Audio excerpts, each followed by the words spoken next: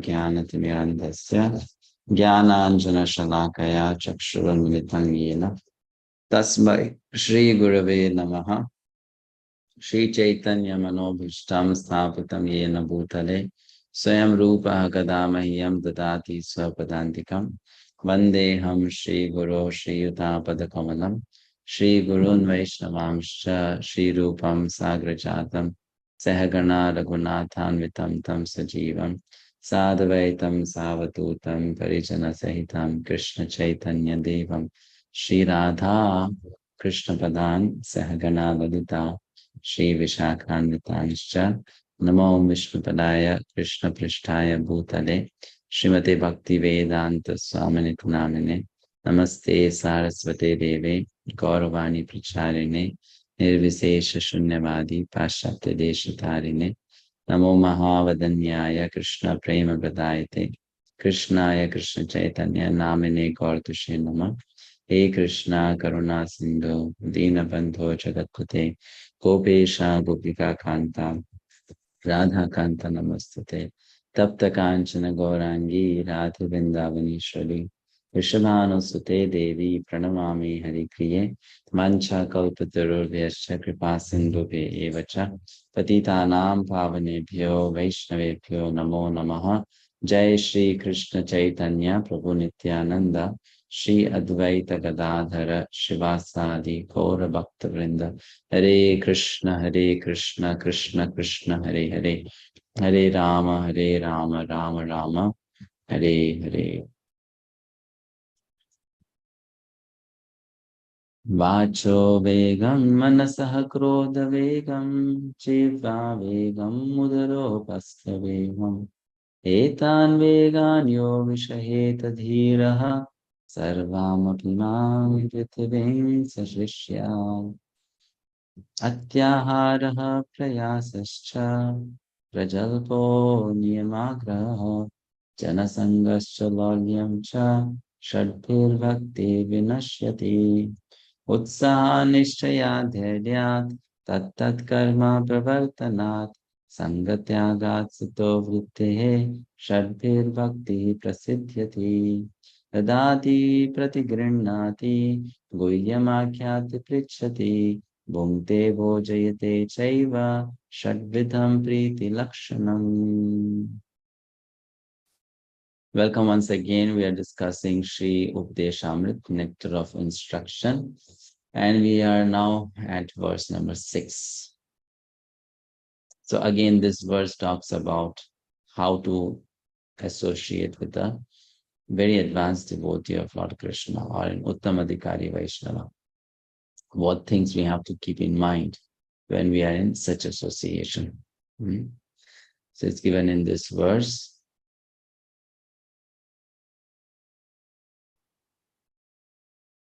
Drishtai svabhava janiter vapusascha doshe na prakritatvam iha bhakta janasya pashyet gangam bhasamna khalu buddhafena pankir Brahma dravatvam apagacchati niradharmahi. Being situated in his original Krishna conscious position, a pure devotee does not identify with the body.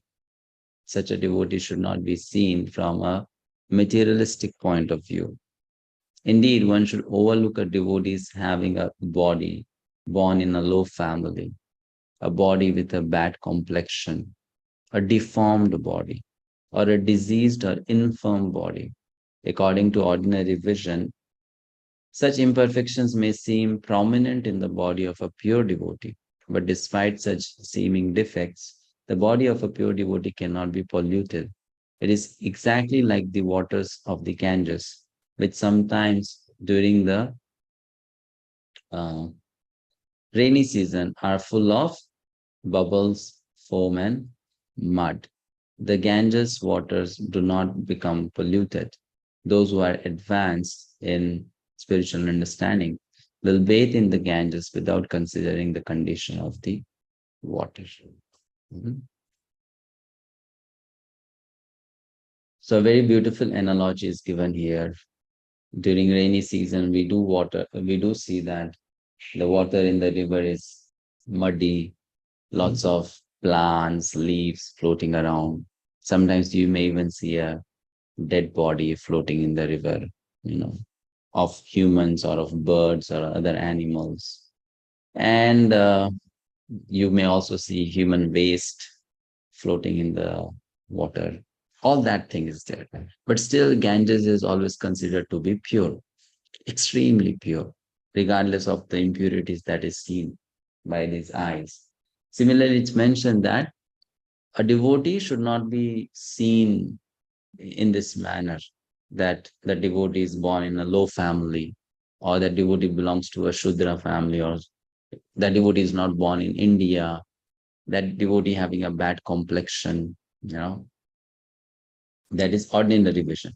So if we see like that, we will be cheating ourselves, because then we'll become disrespectful towards that person and will not be able to take advantage of the association of that person. Mm. Then in that way we cheat ourselves. So it's a very important verse, because this is talking about attitude. And if we don't have this attitude, though we may have so much of help around us, we'll not be able to take the advantage of that help. A real pure soul might come into our life, but because of our own wrong vision of that person, we will not be able to take advantage of that person's association, considering that person on material platform. So one may then ask, well, when I know already that that person is a sadhu, why would I see such a person with this kind of perception or vision? The problem is, so far, whatever time we have spent in this material world, we have always seen things, people externally on material platform. We have evaluated people just by looking at their externals. How many of us, judge people just by looking at their externals? We often do that. The how that person looks, how that person speaks, how that person walks, what kind of dress that person is wearing. We judge on the basis of that. We are not able to see what is inside the heart of that person. Very difficult. So that's why people get cheated. They feel that they got cheated. So here it's a very important instruction. And who will have this problem? Out of these three kinds of devotees, Kanishta, Madhyama, and Uttama, who will do this mistake of seeing the external body of an Uttama Adhikari and misjudging an Uttama Adhikari? Out of these three categories. Kanishta Adhikari. Kanishta Adhikari. Very good. Thank you. Why? Because Kanishta does not know the difference between three types of devotees. Kanishta sees everyone as same. So Kanishta does not know who is who, right? As it says, it is said, it takes one to know one, right? It takes one to know one. So Kanishta is not able to see. So for a Kanishta, everyone is a extremely elevated soul. And that's why what a Kanishta might do is might give so much respect to a not so elevated soul, and might not give the required respect to an elevated soul. Like I'll give you an example about it. Very apt example. Srila Prabhupada was in Vrindavan, Krishna Balram Mandir. And by the way, request all the devotees to kindly join on time. Some days you can be late, but please try not to be late in every single class. The class starting time is 1 p.m. So you should be in the meeting 1 p.m. Not that 1:05, 1:10, 1:20, 1:30. We allow you to come at any time, but please try to join on time from 1 p.m. So Srila Prabhupada was in Vrindavan, Krishna Balram Mandir. It was still getting constructed. And once one sadhu, dressed like a sadhu, came there, an old man, not really old, but compared to other people around, he was old, in his late 40s or early 50s. And that sadhu He inquires, can I meet your Swamiji? And the devotee, they see this is an Indian dressed in a dress of a sadhu, not wearing a Vaishnava tilak, looks like a Mayavadi sannyasi. So what will you do meeting Swamiji? You know, and still, because he requests, he's allowed to meet Prabhupada. Prabhupada is in the office and Prabhupada sees this sannyasi sadhu. So he welcomes him. And in the first meeting, Prabhupada asks him, have you taken sannyas? And he says, no. And then Prabhupada says, okay, I'll give you sannyas. So at that time, when he went out of that room, Prabhupada's secretary, very close to Srila Prabhupada, His Holiness Tamal Krishna Goswami Maharaj objected. Prabhupada, he just came today. He's a new man. And there were few other things going on in his mind which he did not say. And one of those things was he's an Indian.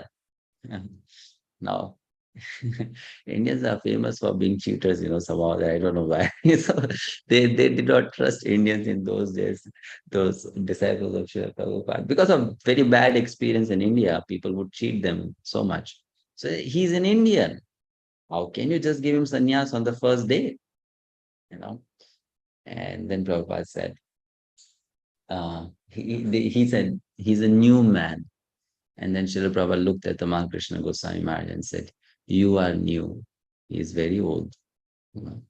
He's not new. So why? Because Prabhupada could see something which Tamal Krishna Maharaj was not able to see. Tamal Krishna Maharaj was seeing on the external platform. Srila Prabhupada was seeing in the internal platform. And who was that person? That person was Sri Srimad Gaur Govind Swami Maharaj. It's not new man. He's old. Right? And then Prabhupada gave him everything in just few months, gave him sannyas also. So later on, then Tamal Krishna Maharaj came to know that, and then he would, anytime see Gaur Govind Maharaj, he would give full pranams to him that, yes, he's my senior, he's not new. So this vision is not there in Kanishta, but one who knows can see like that. So it takes one to know one. Otherwise, one cannot. I'll give another example. Srila Prabhupada, he met his Guru Maharaj at the age 26. He was a Grihastha at that time. And Srila Bhakti Siddhanta Saraswati Thakur, if you happen to read his biography called Bhakti Siddhanta Vaibhav, beautiful compilation done by His Holiness Bhakti Vikas Swami Maharaj, you would come to know that Bhakti Siddhanta was such a personality, he only attracted the class. Like people like us, we would never get a chance to, listen to Bhakti Siddhanta and understand him. Because the way he spoke Krishna consciousness or presented Krishna consciousness, only very, very qualified people would get attracted to him. Very, very qualified. Like the cream of the whole society would get attracted to him. Because his purpose was like that. Let me preach to very high class people. So Bhakti Siddhanta Saraswati Thakur had very exalted personalities as his disciples. They were sannyasis and all that. And Prabhupada comes there, he's a Grihastha, normal Grihastha.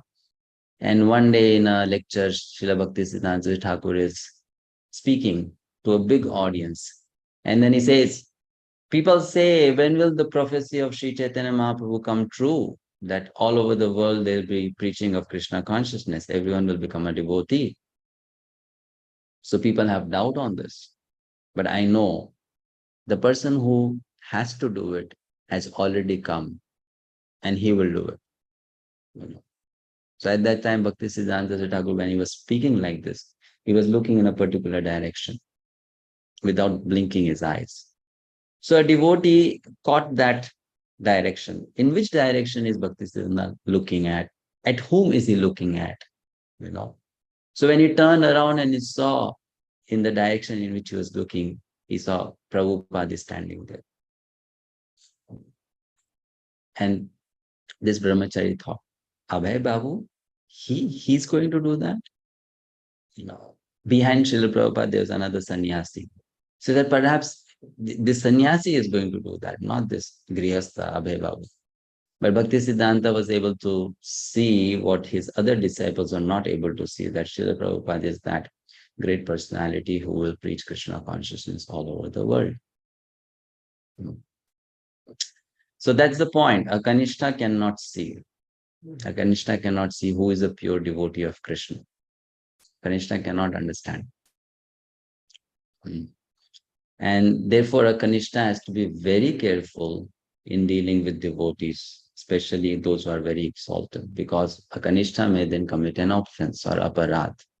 Now, the seriousness of offense has been explained in this verse in a very detailed manner. So we'll discuss that as we read this verse. Okay, so let's read the first paragraph.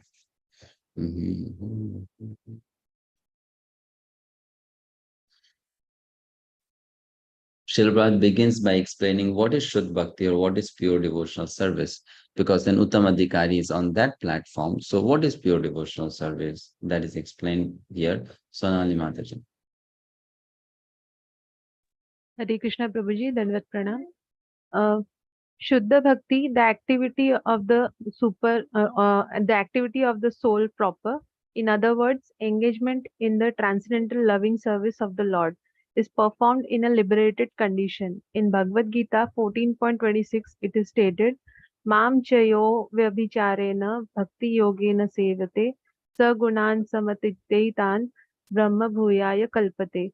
One who engages in full devotional service, who does not fall down in any circumstance, uh, at once transcends the modes of material nature and thus comes to the level of Brahman.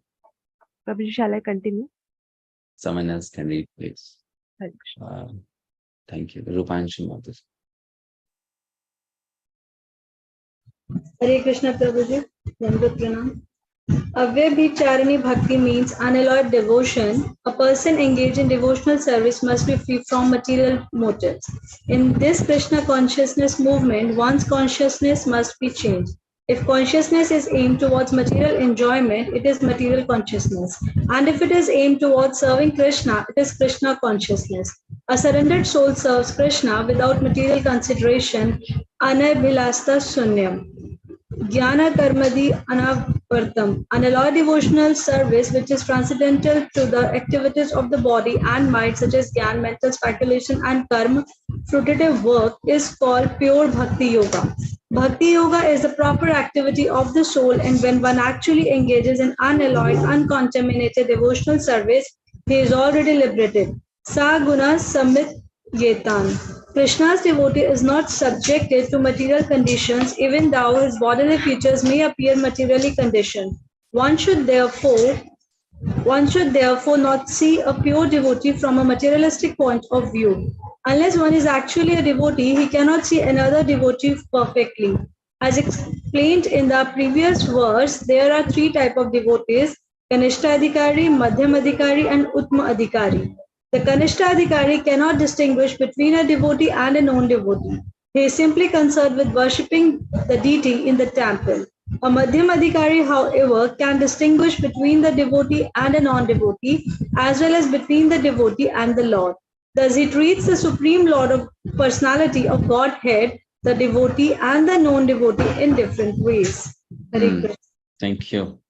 So, it's quite a dangerous position, therefore, to be remaining in Kanishta Adhikari's state, because will not be able to properly identify devotees and then associate with them or serve them or misjudge them and commit offenses towards them.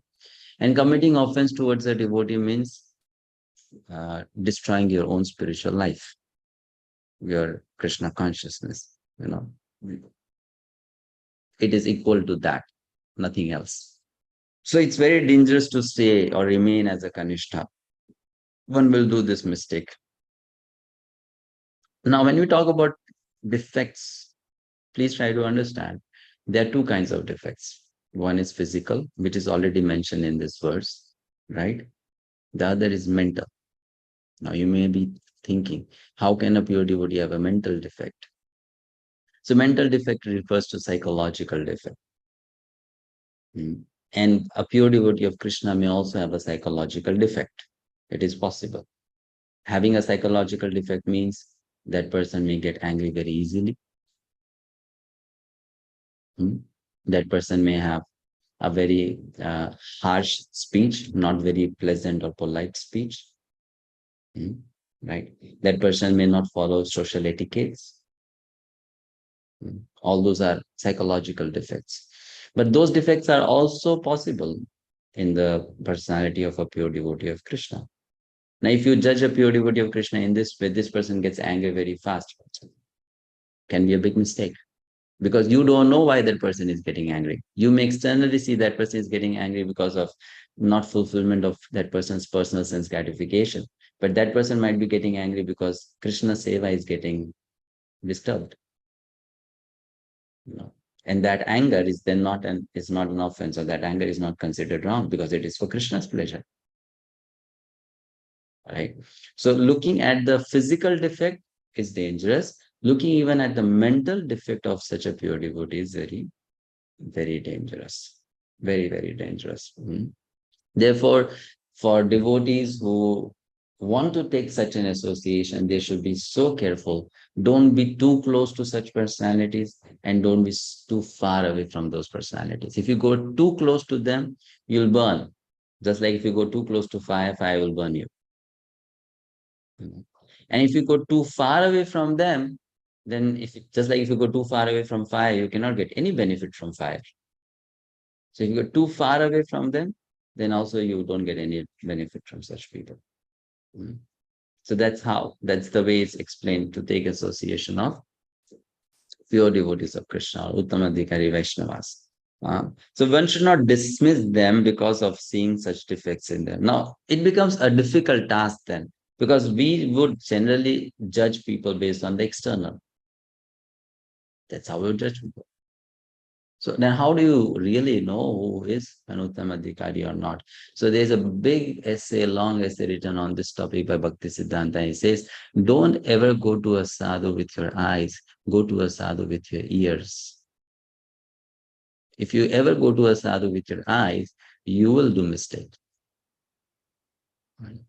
But you go with ears, right? That's how you approach a sadhu. Then you can know who is and who is not, and you can take a right decision. Let's read further, next paragraph.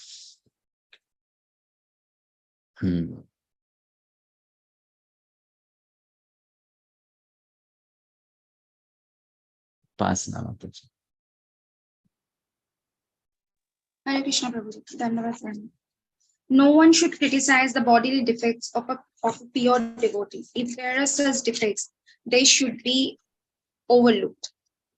What should be taken into account is the spiritual master's main business, which is devotional service, pure service to the Supreme Lord, as stated in Bhagavad Gita 9.30.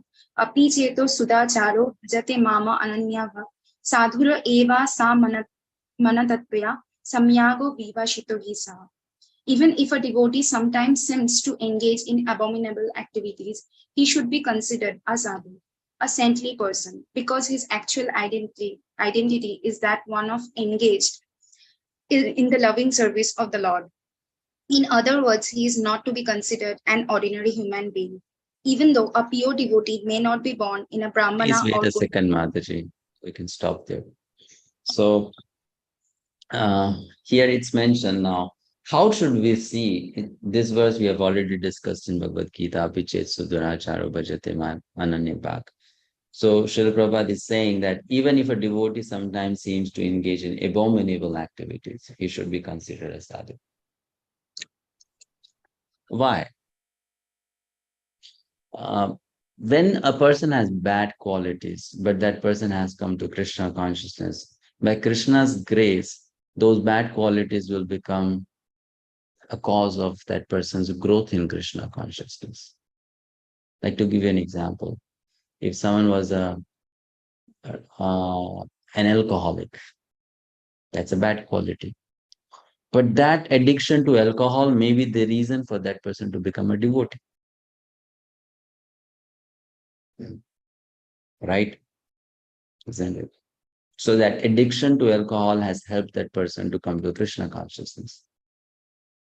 And whenever that devotee thinks about the past of being a drunkard or an alcoholic, or if that person falls also into some drinking again, sometimes once in a while, let's say, in the initial new days of Krishna consciousness, that person is falling into that habit.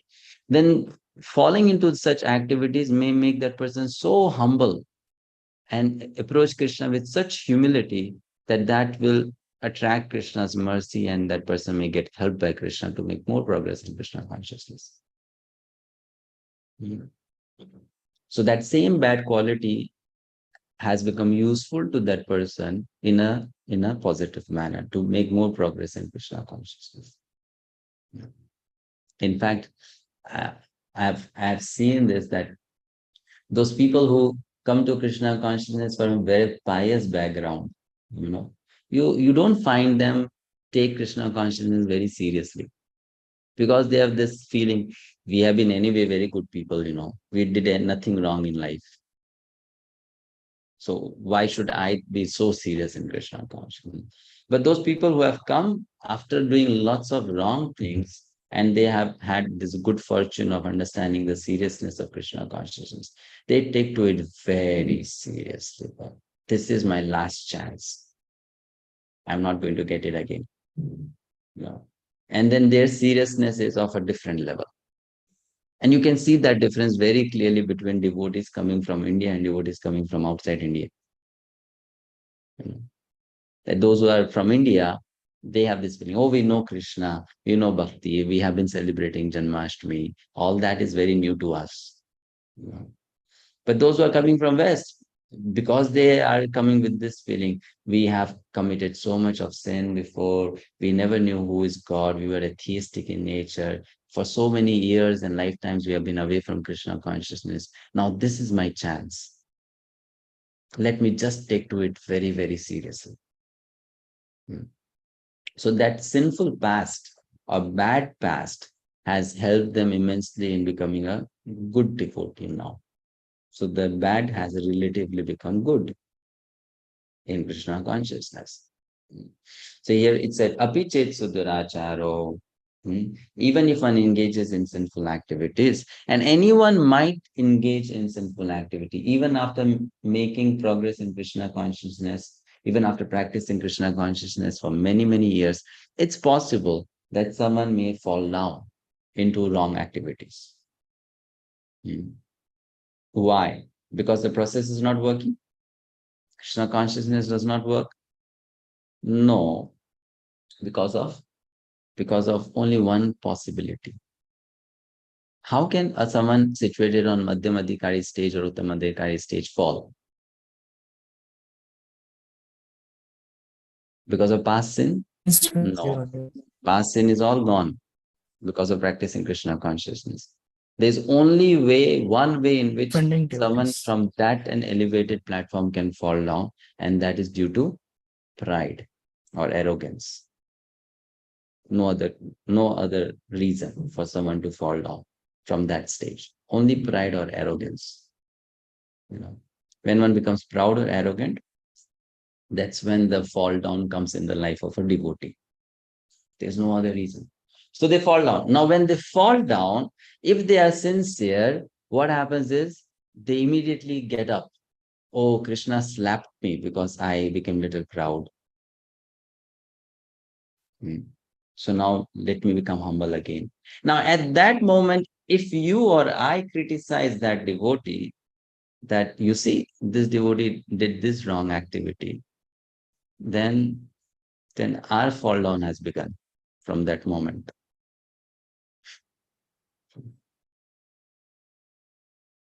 Then our fall down has begun because we are not able to see the background scene, what is going on. Actually, Krishna is making that person humble. Krishna is just making that person humble. But we think, no, that person is not a good devotee. So our fall down has then started. So one has to be very careful and remember this verse. Api chet suduracharo bhajate mam ananya bhag sadhureva samantavya samyak bhavisto hi saha. If that devotee is repentant, feeling sorry, feeling ashamed, then that devotee should not be considered as a fallen devotee. Rather, one should see Krishna is teaching that devotee a good lesson. And I will also get such a lesson if I'm not careful. No, it's not that it will only happen in someone else's life. It can also happen in my life. I can also fall down. It is possible. See, let's take the example of Bharat Maharaj. You all know the story of Bharat Maharaj. Bharat Maharaj was a very elevated soul and he fell down. You know from which stage he fell down? Bhava What was his stage? Sorry? Bhava. Bhava Stage. stage. Bhava means it's just close to prema, which means very, very elevated platform. There is no sin in Bhava stage. We'll study Nectar of Devotion, we'll understand. One cannot be sinful and at the stage of Bhava. Not possible. Sins are zero. Then only you can reach the stage of Bhava Bhakti. So someone who has zero sin, that person also fell down. Right? That person also fell down. You know why? Now you know the answer. Why? Compassion towards animals. Attachment. Compassion towards the deer Deer, or yeah. attachment to the Too deer. much Attachment to the deer. Now, think about it. Someone who has left a beautiful wife, children, family, kingdom, wealth, position of a king, how could that person become attached to a deer? Can a deer be so attractive, more attractive than a beautiful lady, that he became attached to a deer? Probably that's a helplessness, Prabhu.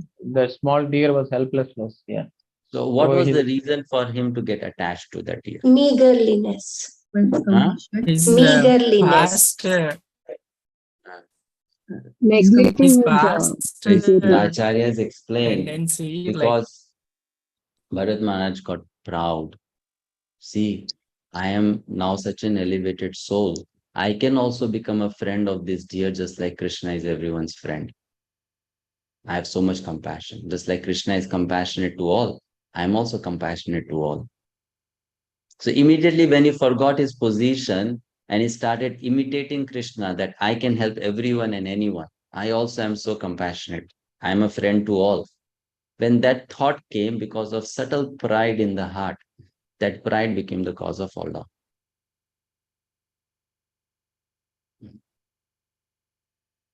That pride means he became envious of Krishna.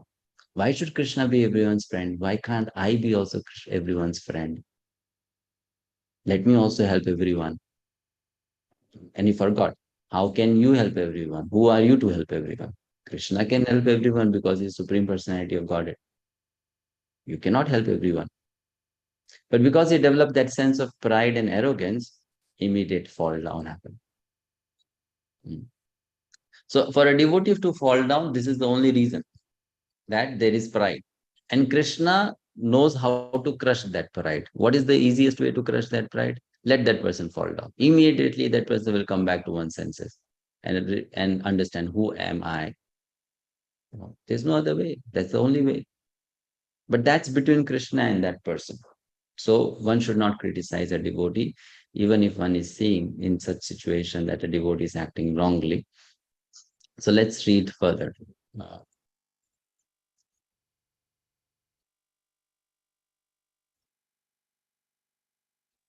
Okay, if you have read, please lower your hand so that others can also get a chance. Srinivas Gopal Prabhu.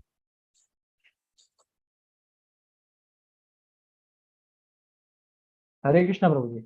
Even though a pure devotee may not be born in a Brahmana or a Goswami family, if he is engaged in the service of the Lord, he should not be neglected.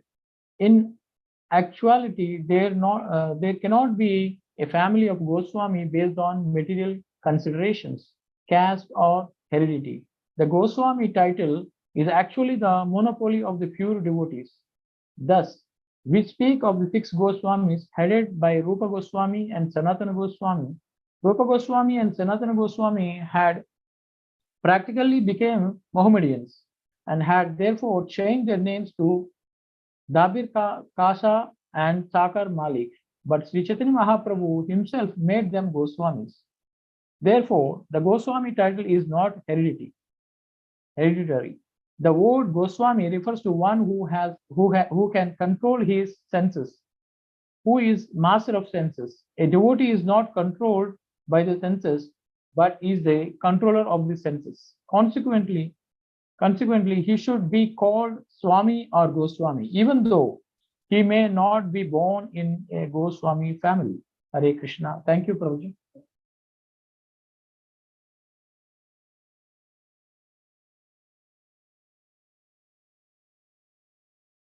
Hare Krishna. Should I read, Prabhuji?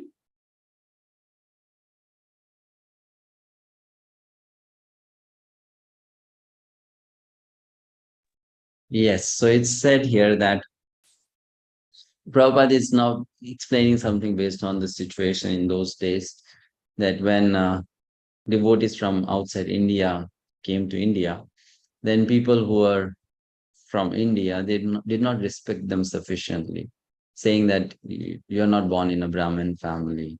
How can you take sannyas and all that stuff? So Prabhupada is giving examples. You see, take the example of the six Goswamis, Rupa Goswami, Sanatan Goswami. They had become Mohammedans because of working under a Mohammedan king. And still they were accepted by Sri Chaitanya Mahaprabhu and made into a Goswami. So he says that the title Goswami is not hereditary. It's not that it's passed on by father to son. It is based on qualification. Anyone who is master of the senses can become a Goswami. Though one may not be born in a Goswami family, one can still become a Goswami, right? Next paragraph. Let's read the next one. Neha Mataji. Hare Krishna Prabhuji. According to this formula, the Goswamis who are descendants of Sri Nityananda Prabhu and Sri Advaita Prabhu are certainly devotees. But devotees coming from other families should not be discriminated against. Indeed, whether the devotees come from a family of previous acharyas or from an ordinary family, they should be treated equally. One should not think, oh, here is an American Goswami, and discriminate against him. Nor should one think, here is a Nityanand Vamsha Goswami. There is an undercurrent of protest against our awarding the title Goswami to the American Vaishnavas of the Krishna consciousness movement.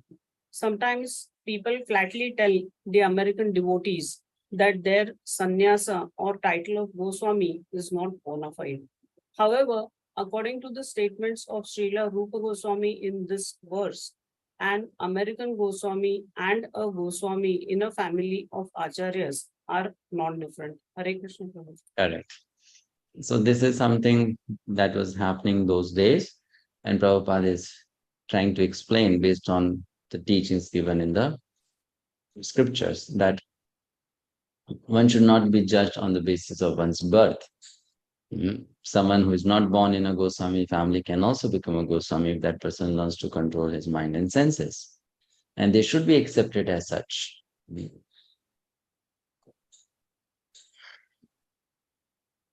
But then there were people who are, even they are presently existing, that Sri Chaitanya Mahaprabhu's associates who are grihasthas or householders, in their lineage or family, people who came, they claimed themselves only to be the genuine followers of Sri Chaitanya Mahaprabhu. Like Lord Nityananda was married, he had kids. Advaita Acharya Prabhu was married, he had kids. So then they started claiming that only in our family there are genuine gurus, pure devotees, and everyone should take diksha or initiation only in this lineage. So that's wrong, and that's what is being explained here, that this is wrong. Actually, a pure devotee can come anywhere. Right. Okay, let's read the next paragraph.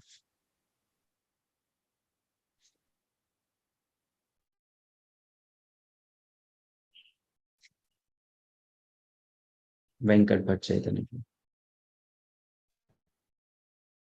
Hare Krishna. On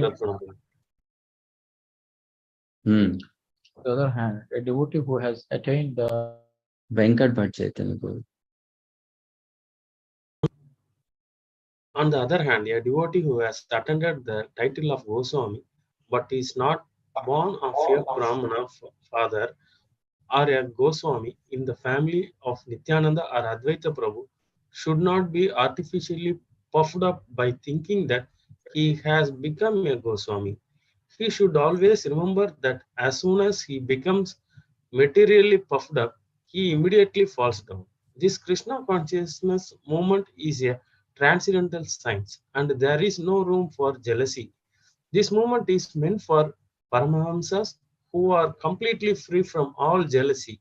Paramam Nirma Saranam. One should not be jealousy. Whether he is born in a family of Goswami or has the title of Goswami awarded to him. As soon as anyone becomes envious, he falls from the platform of Paramahamsa. Hare Krishna. Thank you. Yeah. So Srila Prabhupada is asking devotees to check from this quality of becoming envious of other devotees based on what they are doing, what success they are achieving. So not let envy enter into a heart for them. So he says, if someone becomes envious, then that person cannot be called a Paramahansa. That person cannot be considered as the highest kind of devotee. A highest kind of devotee can never become envious of another devotee's success. Not possible. That person will be, in fact, very, very happy. So he says, one should not be jealous whether he is born in a family of Goswamis or has the title of Goswami awarded to him. As soon as anyone becomes envious, he falls from the platform of Paramahamsa. Next paragraph. If we consider the bodily defects of a Vaishnava, we should understand that we are committing an offense at the lotus feet of the Vaishnava. An offense at the lotus feet of a Vaishnava is very serious. Indeed, Sri Chaitanya Mahaprabhu has described this offense as Hati Mata, the mad elephant offense. A mad elephant can create a disaster, especially when it enters into a nicely trimmed garden. One should therefore be very careful not to commit any offense against a Vaishnava. Every devotee should be ready to take instructions from a superior Vaishnava, and a superior Vaishnava must be ready to help an inferior Vaishnava in all respects. One is superior or inferior according to his spiritual development in Krishna consciousness. One is forbidden to observe the activities of a pure Vaishnava from a material point of view. For the neophyte especially, considering a pure devotee from a material point of view is very injurious. One should therefore avoid observing a pure devotee externally, but should try to see the internal features and understand how he is engaged in the transcendental loving service of the Lord. In this way, one can avoid seeing the pure devotee from a material point of view, and thus one can gradually become a purified devotee himself. Now, this is so serious. I can tell you a real incident that how, because of not having correct understanding or approach towards Krishna consciousness, you will only welcome disaster in your life. So I'll not get into the details because here we don't want to put the spotlight on a particular person. But this incident happened, and I came to know about it. Someone shared with me, so I took a good lesson from there. So it happened that there was one devotee, very new, just like few years in Krishna consciousness, infancy stage in Krishna consciousness. And that person was looking for an employment within the temple, had some need of money and also wanted to stay with devotees, serve with devotees, and in that way manage his life or her life. So another devotee gave that devotee a chance. Okay, you can work for me in this particular project, and we will help you for your financial needs. At the same time, you get a chance to be always in association of devotees working for Krishna in a particular project.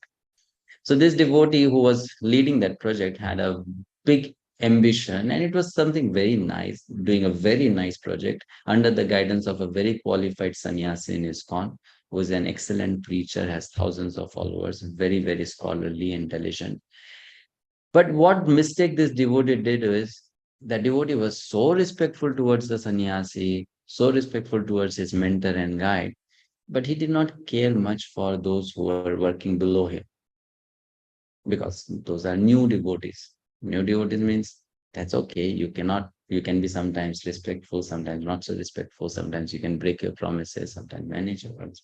So that kind of attitude had come that, okay, when you are dealing with the sannyasi, you have to be very, very nice. And when you are dealing with some other devotees, then it's okay. How does it matter? They are all new, doesn't matter much. So that mentality is generally in the mind of materialistic people. Materialistic people give respect on the basis of external position and power. You're a very powerful person, they will say, yes, sir, good morning, sir, how are you, sir? Right? But if you are no one, then they won't even look at you in a respectful manner. That's materialistic mentality, actually, right? Seeing people on the basis of external, and because you want something from them, being very respectful towards them. And if you think this person cannot give me anything, then you don't bother about that person at all. So that that devotee was not careful, and he would he would not fulfill his promises that he had made to the people who were working with him, like giving salary on time, or promise that you would be working for me, so I'll be keeping you with me in this project for n number of years and all that. So slowly what happened is, all those who were working for that person, that devotee, got scattered and moved to different other projects. And now this person had a new team, very qualified team. Still, the aim was there that we will do this seva. And in that seva, they spent almost like 6 crores of rupees, 5 to 6 CR of rupees to do something very nice in order to preach Krishna consciousness. The efforts were commendable, the team was very nice, the vision was very good. There was a perfect guide also, a qualified sannyasi leading the project. But because of not doing this act of respecting every single Vaishnava, what happened is, after putting so much of efforts, what they did was not even accepted by the audience or the market or whatever, the people whom they were trying to bring this thing. And they had to then finish off the whole thing. I mean, they invested 6 crores, and the amount that they could retrieve from that was only 2 lakhs, 200,000 rupees. Yeah. Such a big loss. Why? People may say bad luck. It was not bad luck. It was because of bad attitude. So Krishna punished. And you don't know, you can't say who is at what level of devotion. So be careful while you are dealing with that. Be careful while you're dealing. You may think this is just a small person, that's okay. But then it may bring back severe reactions in one's spiritual life. Severe reactions. So this is only one big danger we have when we are in devotee association, that if we are not mindful enough, we may commit serious offenses, and that may lead to big problems in our spiritual life. Otherwise, there is no other problem in Krishna consciousness. But this is one thing: if one is not careful, not humble enough, gets proud very easily about external things, then this big danger is there. Very, very big danger is there. One has to be so careful about it. Next paragraph. Let's read this. Annapurna Mataji. Hare Krishna Prabhuji. Hello, friend. You are not able to see the screen. Those who think that Krishna consciousness is limited to a certain section of people, a certain section of devotees, or a certain tract of land are generally prone to see the external features of the devotee. Such neophytes, unable to appreciate the exalted service of the advanced devotee, try to bring the Mahabhagavata to that platform. We experience such difficulty in propagating this Krishna consciousness all over the world. Unfortunately, we are surrounded by neophyte God brothers who do not appreciate the extraordinary activities of spreading Krishna consciousness all over the world. They simply try to bring us to that platform, and they try to criticize us in every respect. We very much regret their naive activities and poor fund of knowledge. An empowered person who is actually engaged in the confidential service of the Lord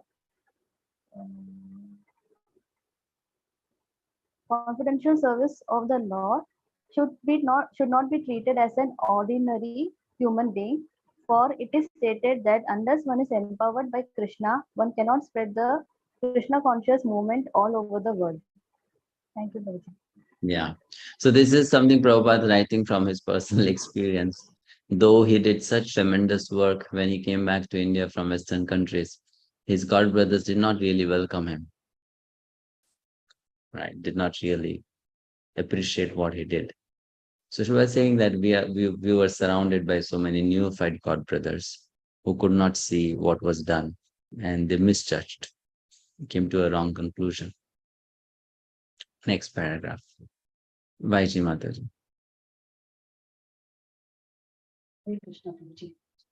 When one thus criticizes a pure devotee, he commits an offense, Vaishnava aparadh, that is very obstructive and dangerous for those who desire to advance in Krishna consciousness. A person cannot derive any spiritual benefit when he offends the lotus feet of a Vaishnava. Everyone should therefore be very careful not to be jealous of any Vaishnava or a Shuddha Vaishnava.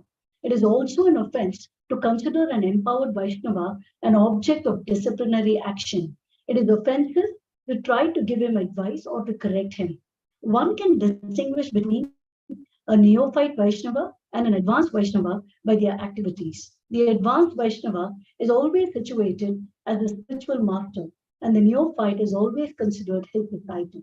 The spiritual master must not be subjected to the advice of a disciple, nor should a spiritual master be obliged to take instructions from those who are not his disciples. This is the sum and substance of Srila Rupa Goswami's advice in the Sixth West. Hare Krishna. So what is the sum and substance? The sum and substance is that one should be careful not to commit an offense, right? One should not be jealous of an empowered Vaishnava, and one should not offend by advising or correcting a Vaishnava who is superior to oneself. One can distinguish between a neophyte and advanced by their activities. The advanced Vaishnava is always situated as the spiritual master, and the neophyte is always considered as disciple. So, sometimes it might happen that if you are working with devotees who are superior to us, they may ask us for a suggestion or an opinion. But at the same time, we should know that they have full liberty to not accept our suggestion or opinion. They might ask for it, but it doesn't mean that they are forced to accept it. They might just ask us because they want to give us a chance to also be involved in some way. But then we cannot take a liberty to advise them or correct them. Therefore, a senior can be friendly to you, but in Krishna consciousness, in Vaishnava Sadachara, we should know that we can never be friendly towards our seniors. A senior can treat you as a friend, but we have to know that as juniors, we cannot act like that. That's a very dangerous mentality for one's own spiritual life. Very, very dangerous. So one has to be careful in that and not advise, not correct, not speak when not required, or speak in the wrong place about the wrong thing. So like that, be careful about Vaishnava Prasa. This is the sum and substance of this particular verse. Yes, okay. Any questions or comments regarding this before we go to the next one? Text 7.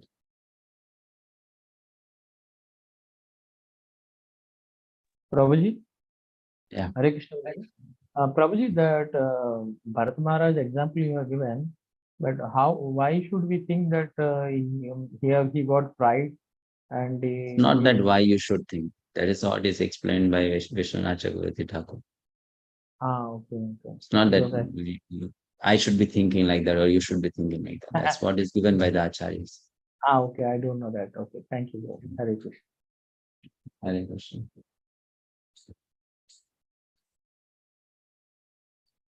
Anything else?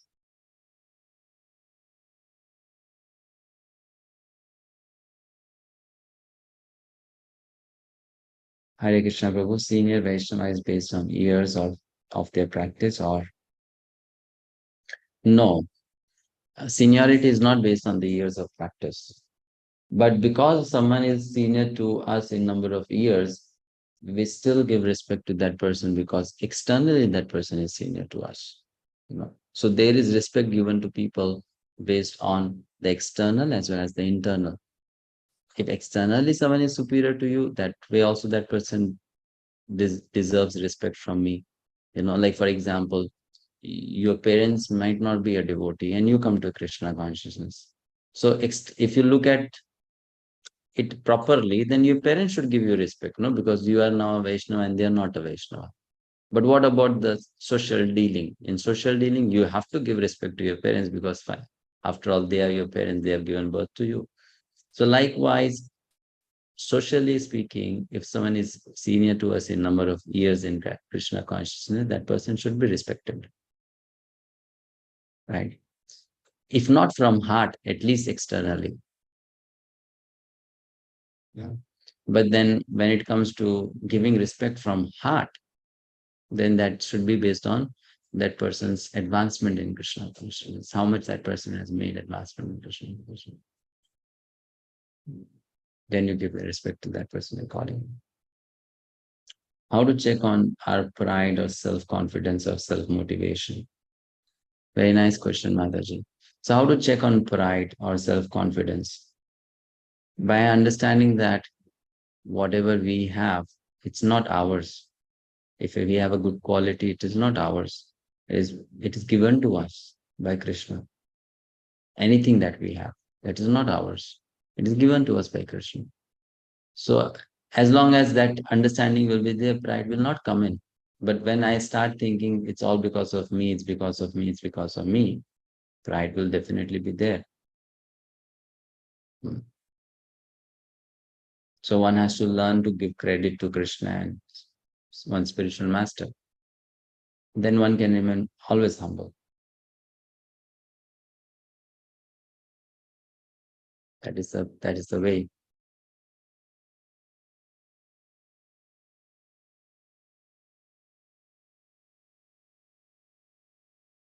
Any other question? Hare Krishna, Prabhuji. Hari. Yes. I was asking if a devotee is practicing Krishna consciousness for a long time and acquired a little pride and doing some things that should not be done by a senior devotee, how we should react to him? How we should react. If that person's activities are not inspiring to us, we can give distance from that person. That's all we have to do. We keep distance. Not that we have to now make a big drama of that person being wrong. That's okay. Krishna is going to punish that person soon. So leave it on Krishna.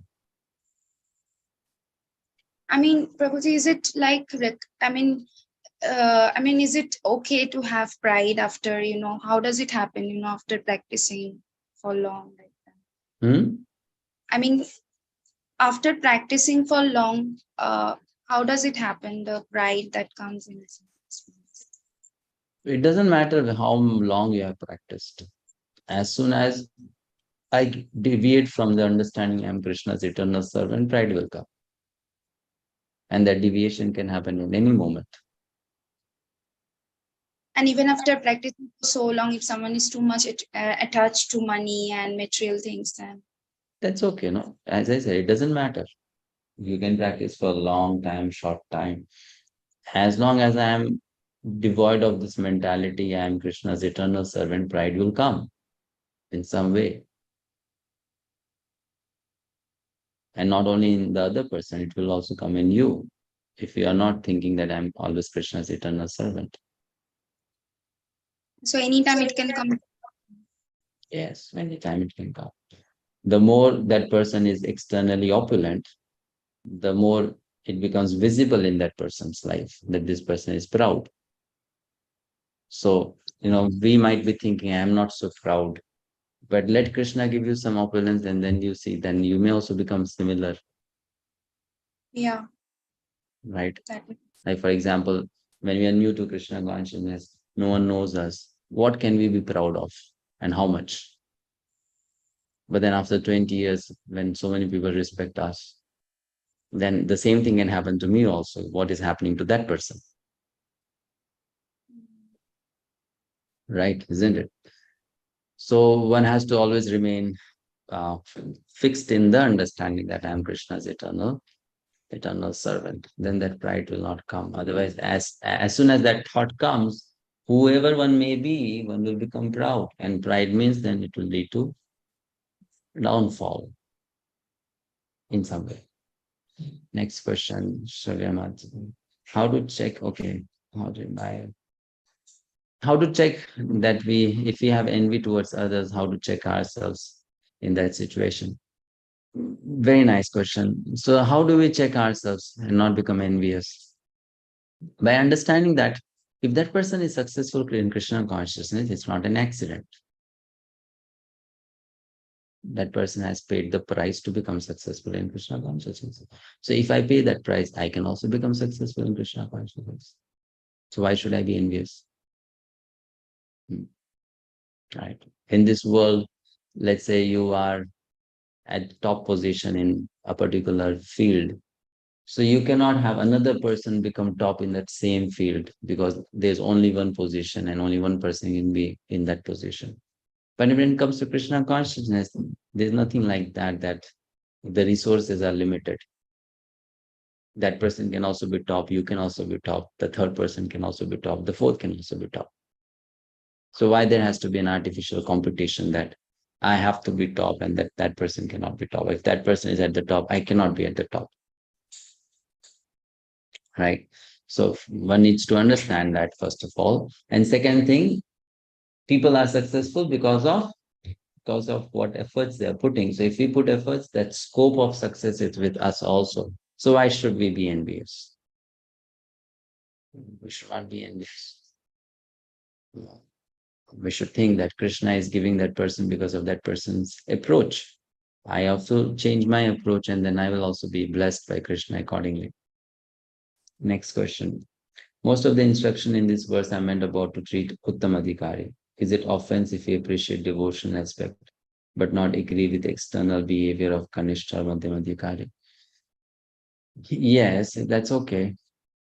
But the thing is that you should not have much problem with Madhyama Adhikari devotees. Problems only come with Kanishta Adhikaris. Because those who are Madhyama Adhikari Vaishnavas, they are generally very nice. I mean, because Madhyama Adhikari means who will always try to be a good friend to all other Vaishnavas or devotees. So you'll not have much problem with Madhyama Adhikaris. Madhyama Adhikaris are quite mellow people. Right? It's only Kanishtas with whom you'll have difficulties. So with Kanishtas, we have to keep distance externally, be respectful, have cordial relationship, the working relationship you can have. But then you can't really give your heart to such a person. You cannot have that kind of feelings for such a person because that person is not yet mature in Krishna consciousness. Next, downfall is spiritual or material for an offense? Downfall is spiritual or material for an offense? Well, for Vaishnava Prad, it is spiritual also.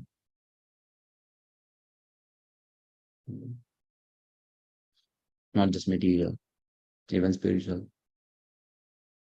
Seeing certain actions of fault of devotees is also an offense. Yes. Many such aparad things happens here. What shall we do if we hear and see such things? So, if others are engaging in offenses, that doesn't mean that we also have to. We have to, that's why keep a bubble around us, a safety, safety bubble, that we don't get affected by such things happening around us.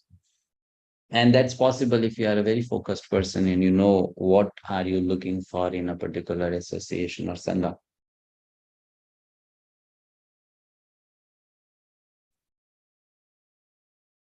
Then you can be careful about it. So we have to be very specific of what we are looking, what are we trying to achieve.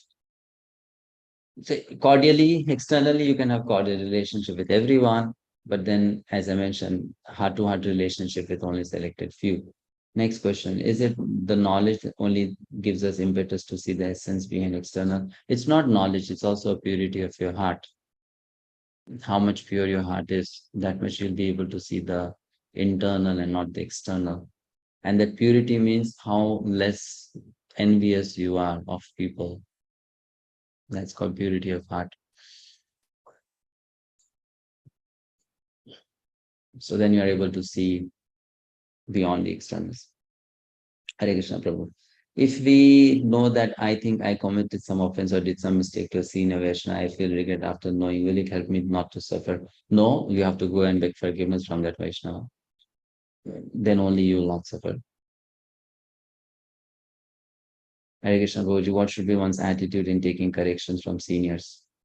And don't misunderstand and tend to commit offenses. In our mind, I should be convinced that that person wishes me well. If I am convinced that that person wishes me well, then if correction comes, I'll not mind it. But if I don't have that trust factor, then if anyone corrects me, I'll immediately feel bad. Why are you correcting me? So if I understand this person wishes me well, then I'll not have any difficulty in accepting corrections from that person.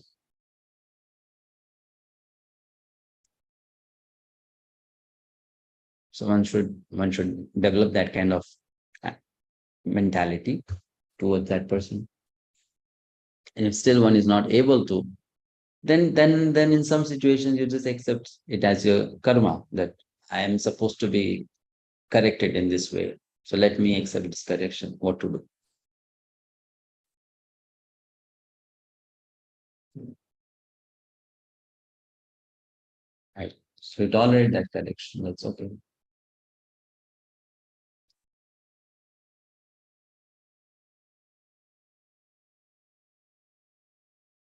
Next question, Daniela Mataji. Krishna Prabhu, when we say that we should not associate with non-devotees, does it not look like we have the mind thinks that we have pride and we don't want to talk with them? How to when Sorry? I mean, it says that we should not associate much with non-devotees. It's not coming clearly. Can you please speak a little loud? Can you please talk a little loud, Mataji? Can you hear me? Hare Krishna. Yeah. When it says that devotees should not associate with non-devotees, does it not look like that we have pride? No, it's not about being proud. That's why you don't associate with them. You are being careful. You are protecting yourself. That's why you're not associating with them. Not that you're proud. You're better than them. That's why you're not associating with them. You think you are vulnerable to their association. So that's why you're not associating with them. Mm-hmm. And also, Yes. sometimes when we are in, as if we feel that we are more superior than them. Sometimes it happens that we feel that we know we have come to the highest knowledge, so we are more superior than them, like this. Sometimes it happens, we get this mentality. So how to get rid of it? Sometimes it happens that we start thinking we are superior to our superiors, like that. That's what you're asking, right? No, because we know Krishna consciousness, they don't know. So we feel like... So we feel that we know better than them, something like that. We understand it better than them. Yeah, it happens. So that will always happen till the time we are not purified in our heart. We will always develop these kinds of anarthas. But then don't worry, Krishna's slap is also going to come. Then we will learn from it. Yes. Hare Krishna Prabhuji, Prabhuji, supposing you are engaged in certain sevas and you want to tell someone else about it, so will it appear as if you are, how to ensure that it should not appear that you're talking Voice is out cracking. of pride, but you're talking out of that other person can also do. Are you able to hear me, Prabhuji? No, Hare in Krishna. between you got disconnected. Okay, sure. I'll repeat again. When you're engaged in certain sevas and you want to tell others about it only for the reason that you want to inspire the others and not from out of pride. So how to ensure that you give that impression that you're only talking about it because you want to inspire the others also to do it, and nothing to do with pride that I am doing so and so. Okay, thank you. Good question. So we tell people because we want to inspire them and not because we are proud. So so they should understand that we are just trying to inspire them and we are not getting proud. Right? That's what the question is. They should not misunderstand us. That's what we are trying to know.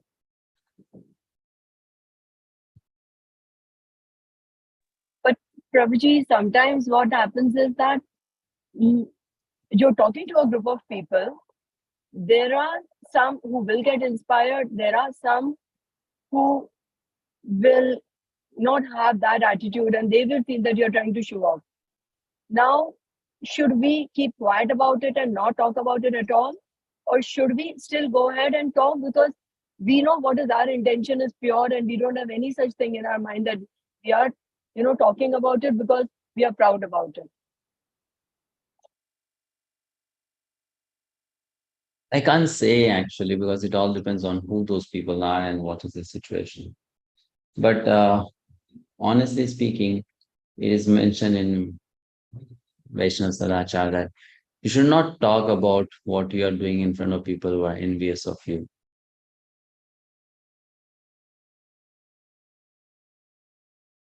One has to be careful. That's what is mentioned. So whether you're trying to inspire them or whether you're trying to report to them or whatever you're trying to do, it is said that you should not talk about what you are doing in front of those who are envious of you.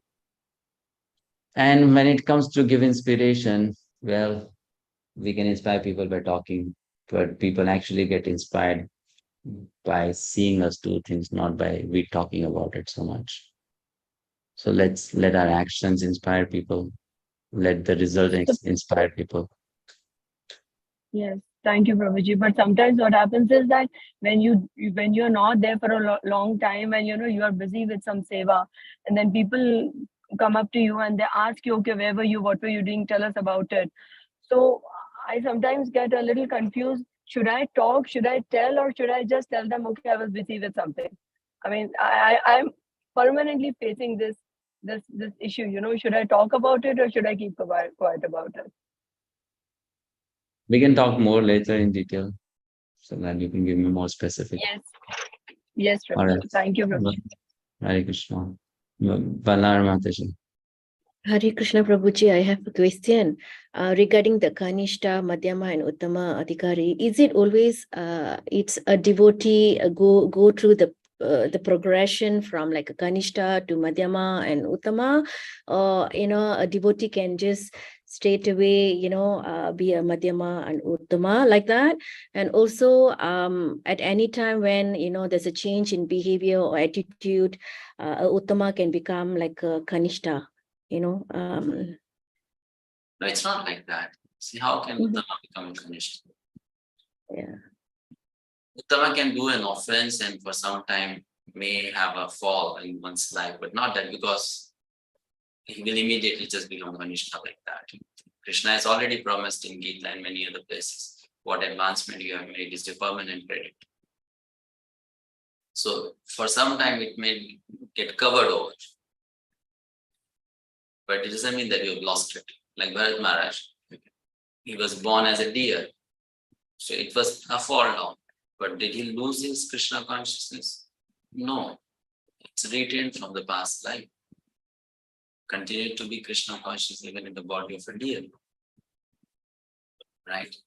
So that when we talk about fall here, fall due to engaging in some sinful activity or pride, then it brings an external fall, but internally the consciousness does not really go down.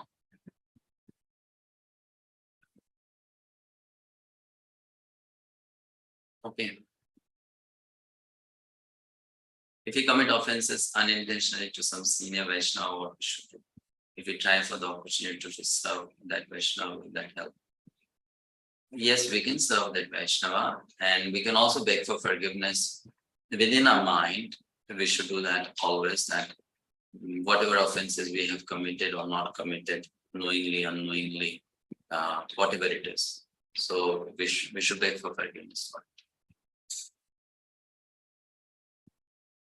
Understanding that without knowing also we might have committed so many offenses. So we beg forgiveness. Krishna, please forgive me for the offenses which I have done knowingly or unknowingly.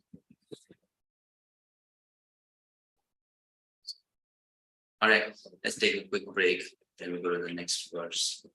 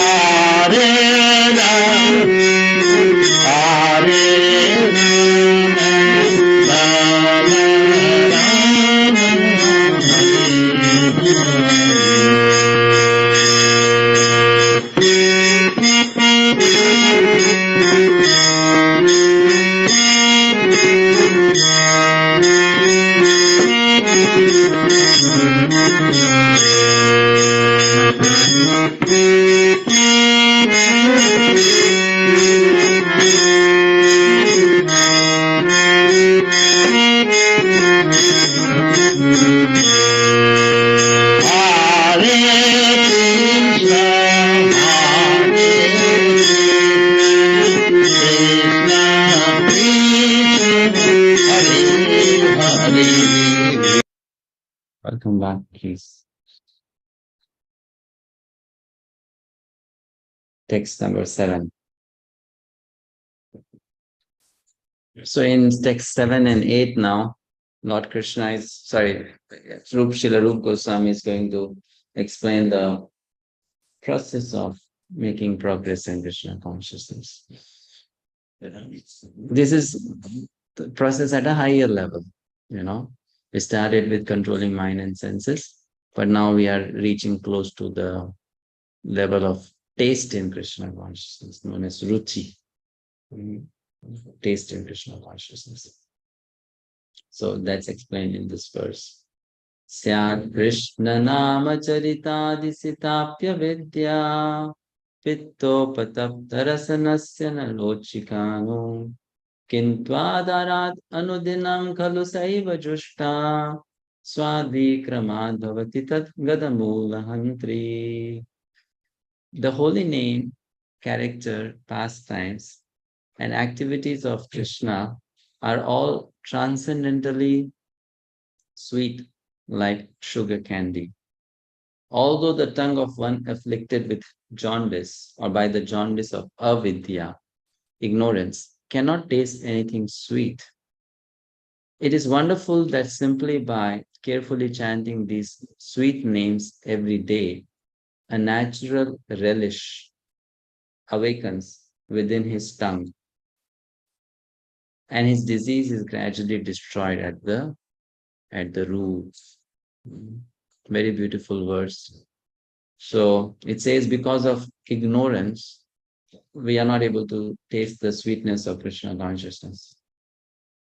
But actually, everything related to Krishna is very, very sweet. And because of constant engagement in Krishna consciousness, one will be able to eventually experience that sweetness. Example is given of the disease of jaundice. When one is sick by jaundice, sugar is not sweet, sugar is bitter. But sugar is the medicine. A person continues to take sugar, then the jaundice gets cured, liver is again back to normal, and then that person can again taste the sweetness of sugar. Likewise, here it works in Krishna consciousness. So there are 5 things that one has to know about Krishna to establish one's relationship with Krishna. Those 5 things are given here. Nama, Charita, Guna, Leela, and Sangha. 5 things. So there is name of Krishna, there is Rupa of Krishna, form of Krishna in the form of deities or paintings or pictures. There is qualities and character of Krishna, Charita, Gana or Guna. And then there is Sangha, description about the associates of Lord Krishna. And then finally is pastimes, Leela. So if we know about these 5 things, these are the 5 steps to establishing a relationship with Krishna, then naturally the taste of Krishna consciousness will awaken and the material taste will all go away. So from here, we are now advancing towards the higher realms of Krishna consciousness. Purport. Someone would like to read the purport here.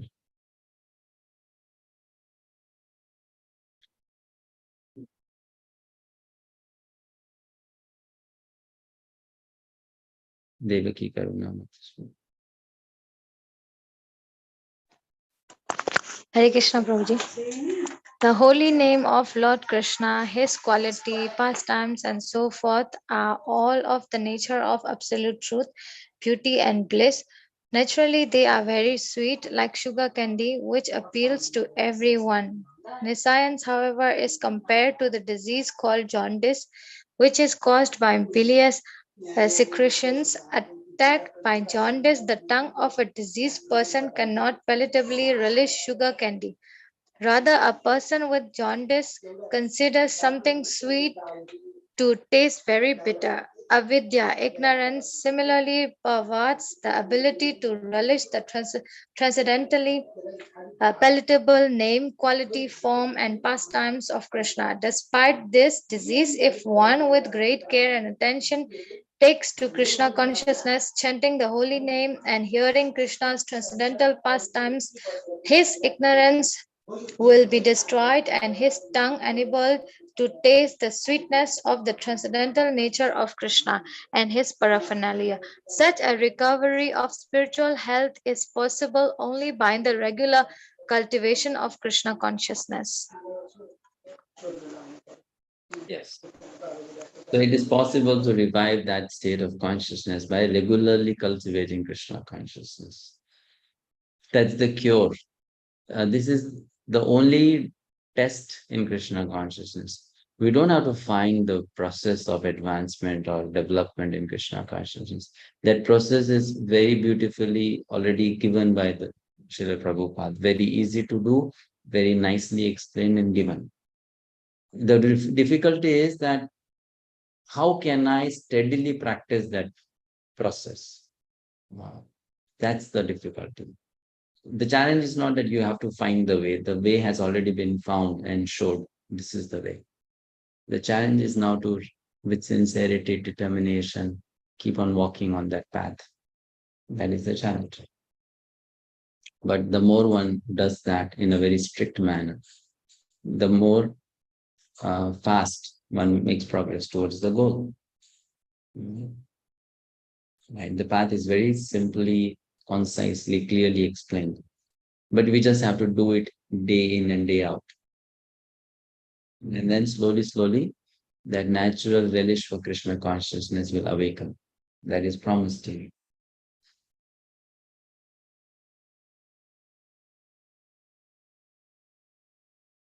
We'll read further. So in order to awaken that consciousness, we have to chant, not just chant Krishna's name, but chant Krishna's name with great care and attention. Which means not chant Namaparad, at least trying to chant Namabhas with great care and attention. Then one can awaken that level of Krishna consciousness. The care and attention means seriously, that Krishna consciousness is a serious business. I have not come here for fun. I have not come here for entertainment. I have not come here for just enjoying. I have come here for achieving this particular end. So it's a serious affair. So I should be very careful about everything I do, and I should do it attentively.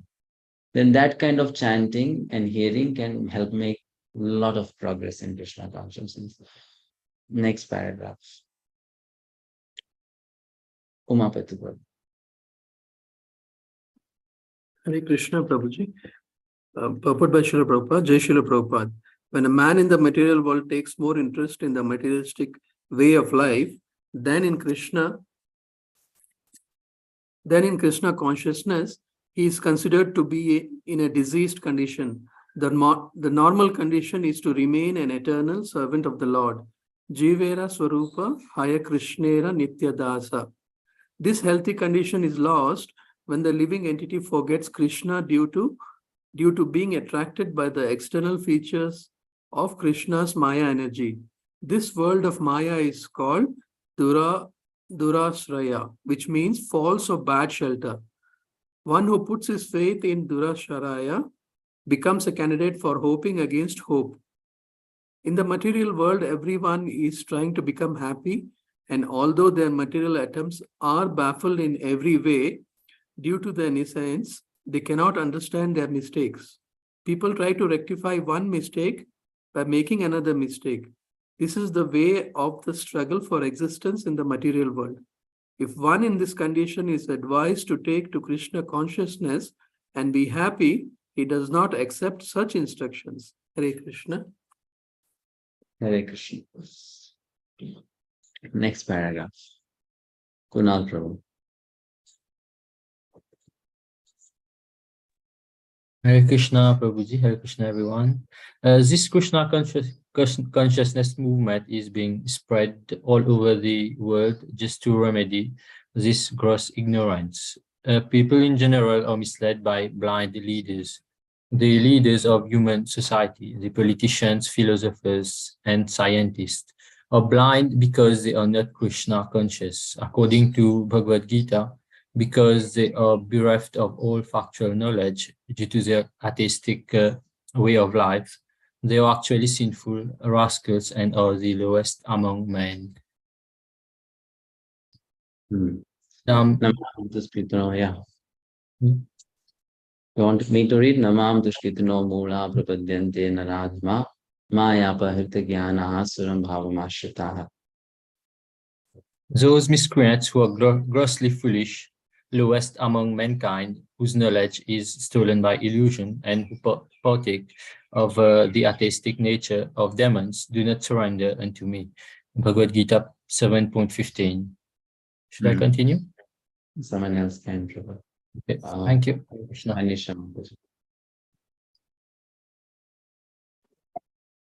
Hare Krishna Prabhu. Such people never surrender to Krishna and they oppose the endeavor of those who wish to take Krishna's shelter. When such atheists become leaders of society, the entire atmosphere is surcharged with nescience.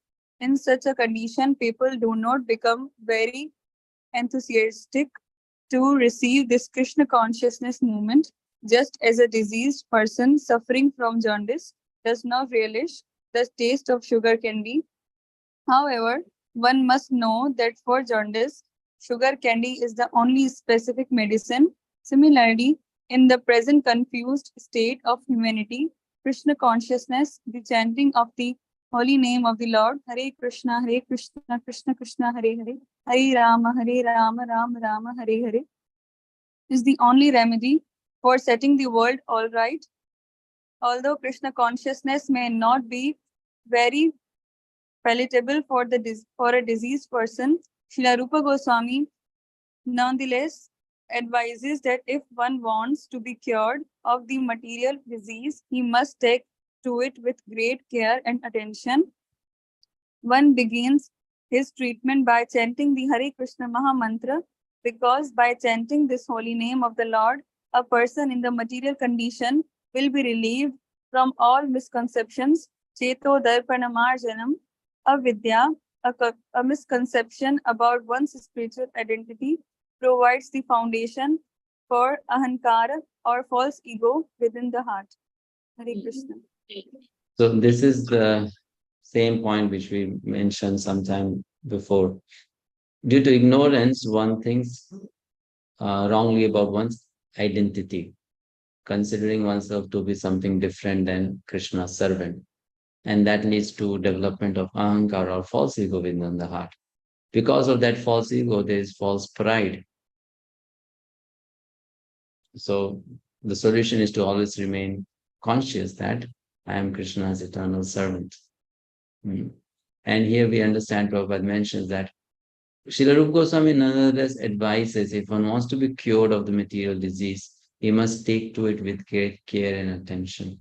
Which means sometimes while practicing Krishna consciousness may not appear to be very tasty or very nice. So those who are weak-hearted people, they will give up Krishna consciousness because they will think, I came to become happy in Krishna consciousness, but I'm not happy in Krishna consciousness. So why should I practice Krishna consciousness? However, it's being mentioned here, because you are sick, you are not happy.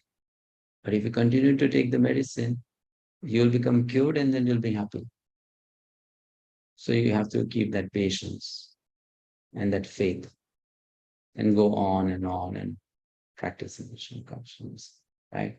So if someone does practice Krishna consciousness because one likes to do it, that's not a very healthy state.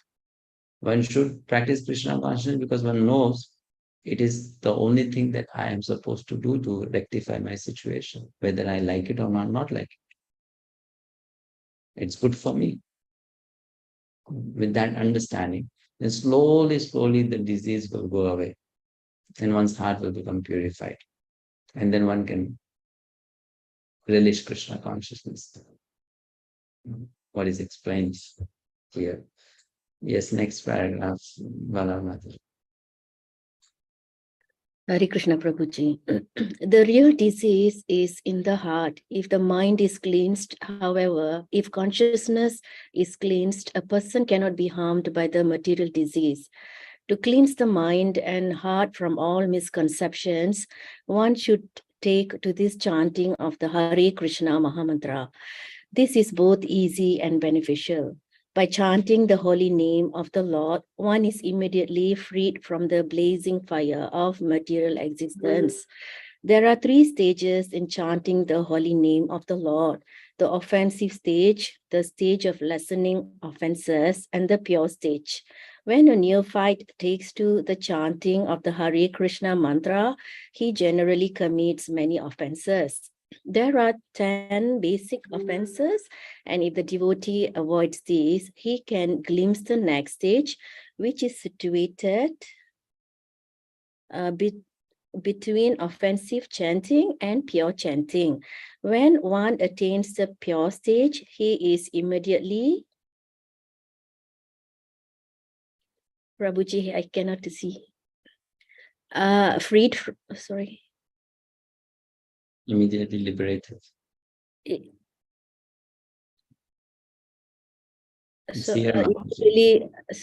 Immediately liberated. This is called Bhava Maha Davagni Nirvapanam. As soon as one is liberated from the blazing fire of material existence, he can relish the taste of transcendental life. The conclusion is that in order to get freed from the material disease, one must take to the chanting of the Hare Krishna mantra. The Krishna consciousness movement is especially meant for creating an atmosphere in which people can take to the chanting of the Hare Krishna mantra. One must begin with faith, and with this faith is increased by chanting, a person can become a member of the society. We are sending Sankirtana parties all over the world, and there are experiencing that even in the remotest part of the world, where there is no knowledge of Krishna, the Hare Krishna Mahamantra attracts thousands of men to our camp. In some areas, people begin to imitate the devotees by shaving their heads and chanting the Hare Krishna Mahamantra only a few days after hearing the mantra. These may be imitative, but imitation of a good thing is desired. Some imitators gradually become interested in being initiated by the spiritual master and offer themselves for initiation. Thank you, Mantra. Hare Krishna, Prabhuji. Hare Krishna. So Srila Prabhupada here very systematically explains the 9 stages of development of devotional service, starting from faith, Shraddha, to the last one, which is Prema. So he explained about Sadhu Sangha and then Bhajan Kriya. To take initiation into this process is the beginning of the stage of Bhajan Kriya, which means the spiritual master is engaging us in serving Lord Krishna. Now, furthermore than this, actually, okay, we can continue. We'll complete this today itself. Next paragraph. Someone would like to read the next paragraph. Paramita Mataji. Yeah. Yes, I can see. Yes. If one is sincere, he is initiated, and this stage is called Bhajana Kriya. One then actually engages in the service of the Lord by regularly chanting the Hare Krishna Mahamantra 16 rounds daily and refraining from illicit intoxicants, meat eating, and gambling. By Bhajana Kriya, one attains freedom from the contamination of materialistic life. He no longer goes to a restaurant or hotel to taste so-called palatable dishes made with meat and onions, nor does he care to smoke or drink tea or coffee. He not only refrains from illicit sex but avoids sex life entirely, nor is he interested in wasting his time in speculating or gambling. In this way, it is to be understood that one is becoming cleansed of unwanted things. Anartha nivritti. The word anartha refers to unwanted things. Anarthas are vanquished when one becomes attached to the Krishna consciousness movement. Thank you. Nice. Gungraj from. Yes, ma'am. So when a person relieved from unwanted things, he becomes fixed in executing his Krishna activities. Indeed, he becomes attached to such activities and experiences. He becomes, ecstasy in executing devotional service. This is called bhava, the preliminary awakening of dormant love of Godhead. Thus, the conditioned soul becomes free from material existence and losses interest in bodily conception of life, including material opulences, material knowledge, and material attraction of all variety. At such a time, one can understand who the Supreme Personality of Godhead is and what his Maya is. Although Maya may be present, should I continue, Prabhu? Yeah. Although Maya may be present, it cannot disturb the devotee once he attains the bhava stage. This is because the devotee can see the real position of Maya. Maya means forgetfulness of Krishna, and forgetfulness of Krishna and Krishna consciousness stand side by side, like light and shadow. If one remains in shadow, he cannot enjoy the facilities offered by light. And if one remains in light, he cannot be disturbed by the darkness of shadow. So by taking to Krishna consciousness, one gradually becomes liberated and remains in light. Indeed, he does not even touch the darkness, as confirmed in Sri Chaitanya Charitamrita Madhya Leela 22.31. Krishna Surya Sama Maya Hai Andhakar, Yaha Krishna Taha Nahi, Maya Adhikari. So Krishna is compared to sunshine and Maya is compared to darkness. Wherever there is a sunshine, there cannot be darkness. As soon as one takes to Krishna consciousness, the darkness of illusion, the influence of the external energy will immediately vanish. Thank you, Prabhu. Hare Krishna.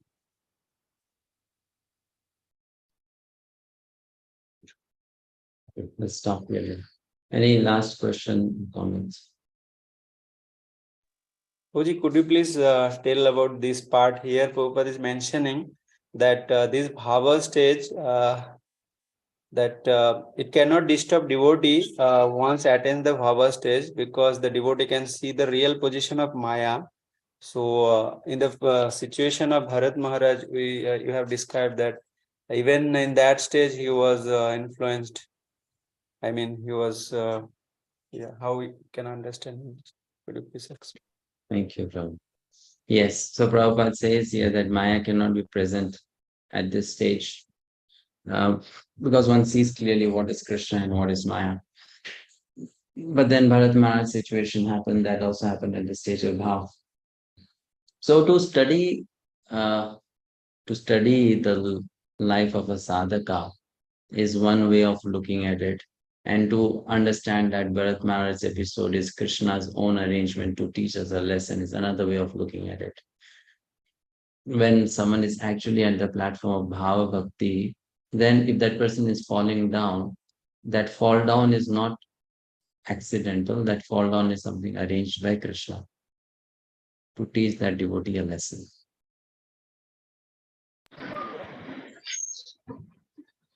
So that is different from someone else falling down because of attraction towards Maya. The Bharat Maharaj's fall down was orchestrated by Lord Krishna in order to help Bharat Maharaj.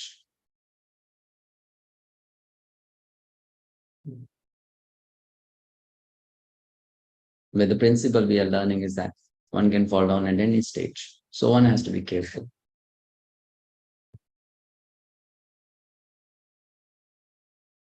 Hare Krishna Prabhu. Hmm. When somebody is in a Bhava stage, how he is possessing the pride? No, he should not, right? That pride was not because of some material qualification, no. That pride he had developed because of thinking he had advanced so much that he can be a well-wisher to everyone, just like Lord Shri Krishna. So that pride was not because of misidentifying himself as a great king, as a great handsome-looking man, as a rich person. That pride was because of being little envious of Lord Shri Krishna.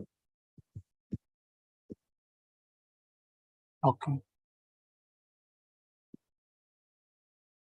With the pride, one can be in the stage of bhava, simultaneously it cannot. It's not about whether with this anartha you can be at that stage. At any stage, you can develop any kind of anartha. Okay. It's not that, the pride was there. Pride came. Okay.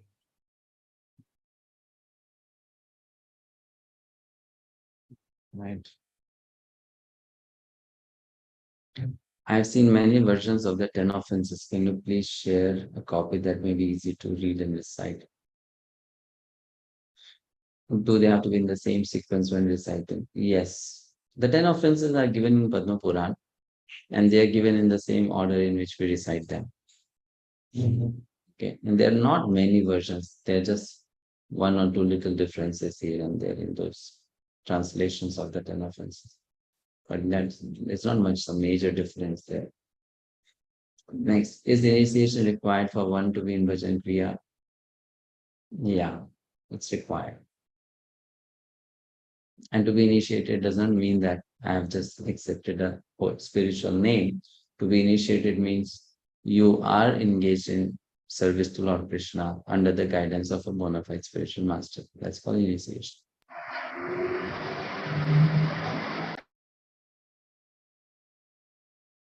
Vinarani Master. Hare Krishna. What is it is said in and explained in this verse looks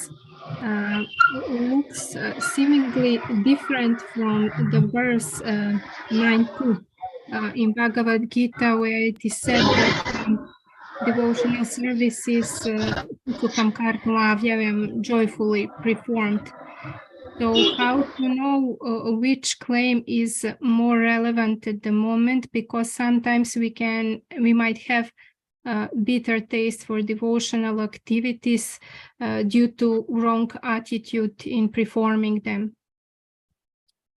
Mataji, when Bhagavad Gita 9 says Sukham Kartum Avyayam, this process is joyfully performed. What it means to say is that compared to the other processes, this is much more joyful. If you compare it to going to Himalaya, sitting in the cave and doing austerity, this is much more joyful. So comparatively, it is much more joyful. Now, because of our own problems, we are not able to experience the joy. That is our problem. But the process is very simple and joyful. If I am not able to experience the sweetness or the happiness, then it's because of my issues, not the process issues. But when it comes to other processes, those processes themselves are very difficult to perform, very boring, very dry. But here, the process is very simple and nice. Problem is with me. Okay, thank you. Okay, any other question, please? Last. Or next. In our association, if we hear an initiated devotee is making a brath, but I don't know, she becomes so because she, no problem.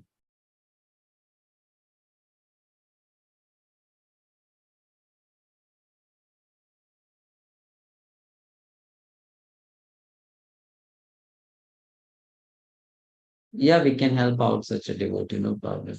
We can reach out to such a devotee and try to help such a devotee. Yes. Okay, fine, we'll stop here. See you next week, Saturday, verse number 8. And I think next week will be the last class to complete this unit of Uddeshamrita. So after that, you'll have exam. So you have 2 weeks to go for the exam. You can accordingly prepare. Fine. Thank you so much. Hare Krishna.